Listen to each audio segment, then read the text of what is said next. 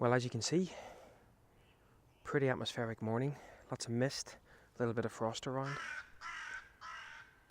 and birds. Misty mornings can sometimes be very challenging because you're just never quite sure whether there's going to be too much mist, not enough mist, or whether you're just going to come away with nothing, but still a very beautiful morning to be out. So let's see what we can see as we wander through this little riverside forest. Let's go.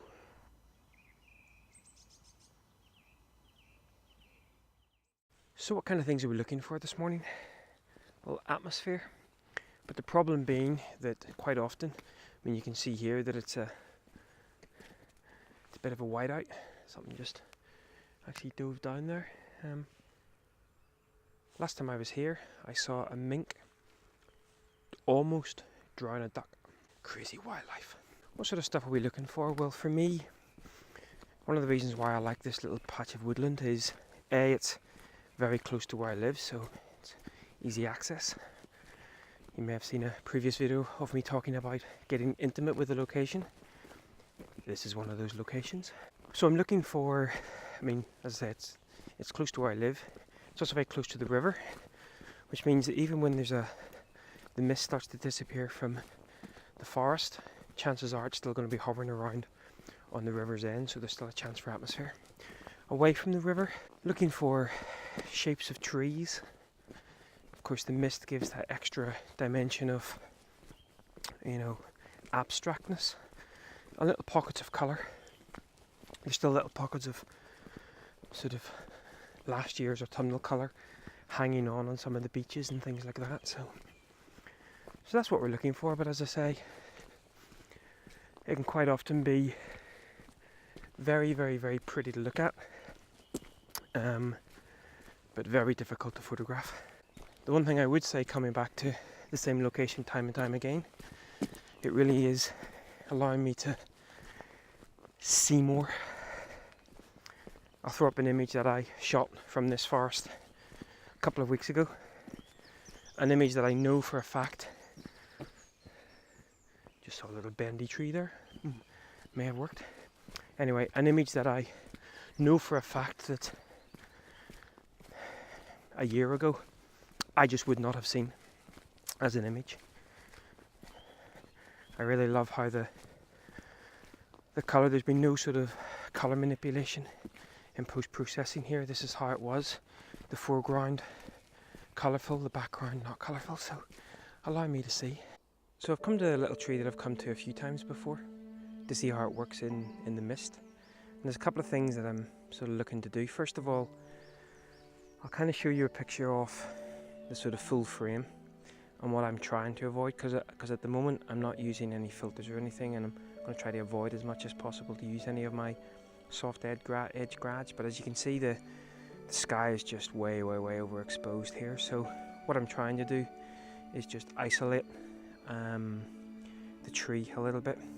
What I'm not overly happy with is, I was really hoping, I'll still move around a little bit, but I was really hoping that there was going to be gaps all around the tree in the middle against the three larger trees. But as you can see, the leaves are actually sort of in front of some of the trunks, but we'll see whether we can move around, because I just like a little bit of separation there. At the moment there's no light. There's no light actually coming through. Obviously it's nice and atmospheric, just maybe a wee smidge of light may add to this here, but this is my first setup. I'm actually shooting at, probably be shooting about f7.1.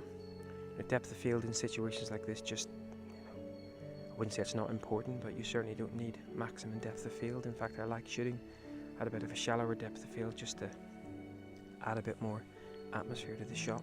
Got the 18:135 on the Fuji XT1, no filters, and we'll just see whether we'll be able to get a composition from this.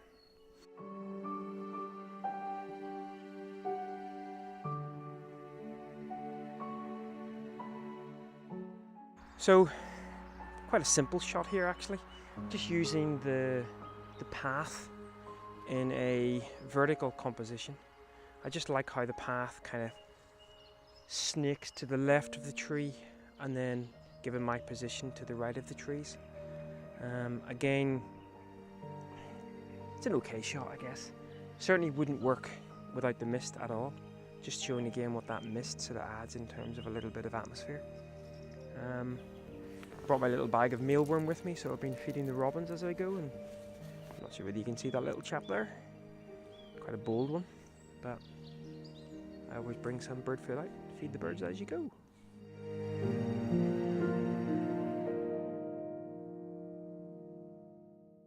So what I'm doing this time is horizontal composition, and I love situations like this where you have a tree in the foreground and then you have a couple of trees in the background which are much more shrouded in that early morning mist.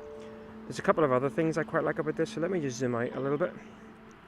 Well, let's just talk myself through this sort of composition that I have on the screen. There's a couple of things that I had to be mindful of when I was composing. If I came too much to the right, then a few branches kind of poked in the edge of the frame. Always be very cautious of branches and other things poking in at the edge of the frame. The other thing, don't know whether you can see it, but just in there's a tiny little bit of rubbish. And again, because it's in quite a complex spot, I didn't really fancy removing that in post-processing. So when it came to composing the image, I would have loved, I can't really move along too much more to the left. I would have loved to have, there's 4 trees up there, but it would have meant including this. And if I would have went any wider, pushing myself in, I would have included a little bit of that rubbish. So I've just spent 3 or 4 minutes just looking around my frame, just making sure that the composition is what I believe to be as strong as it can be. I just quite like that subdued colours. Not quite black and white, but not quite colour. Beautiful little scene.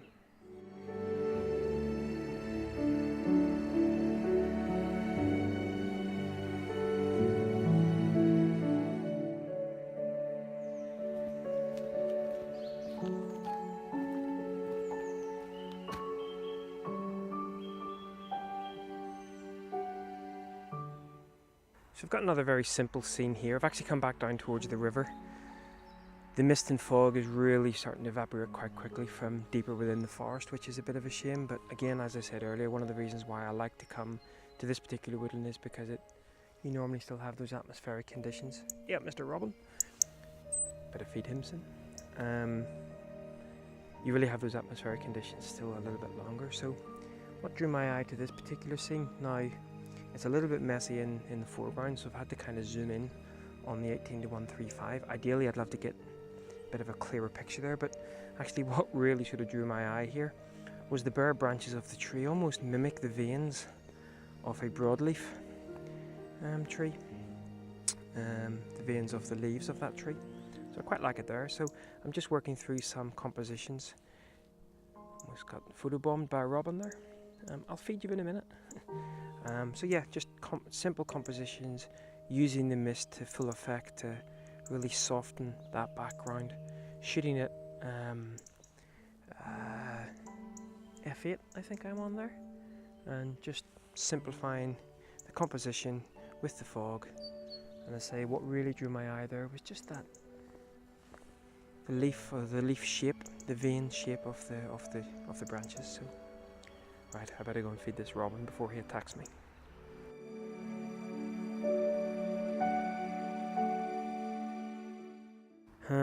I really like the simplicity of these kind of little wispy reeds, and of course the tree reaching out, and then the mist is just, zoom in a little bit actually, so I'm not including any of this tree at the moment. I've got plenty of negative space on the left hand side of the frame, just using these reeds to lead us up obviously, and then the tree coming in from the side. And I think if the fog was too thick and we couldn't see any of the far side of the bank, it wouldn't work as well as there's just a hint of the other bank going on there.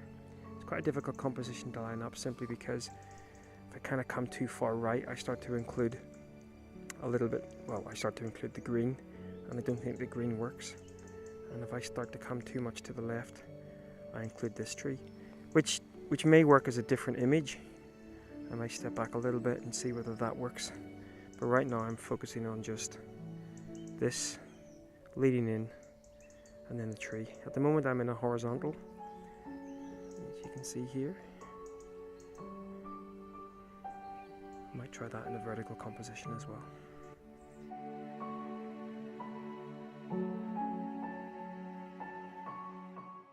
So I've come a little bit further down the river, but I really do think you can really see that starting to burn off now.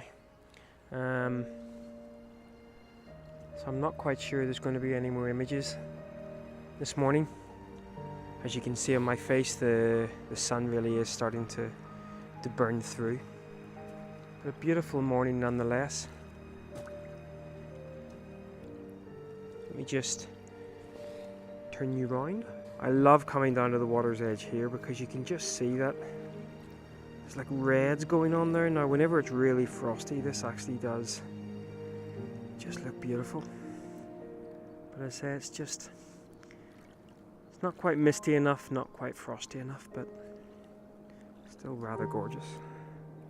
And you can see actually that I did head actually further up this way, but it was a little bit too misty.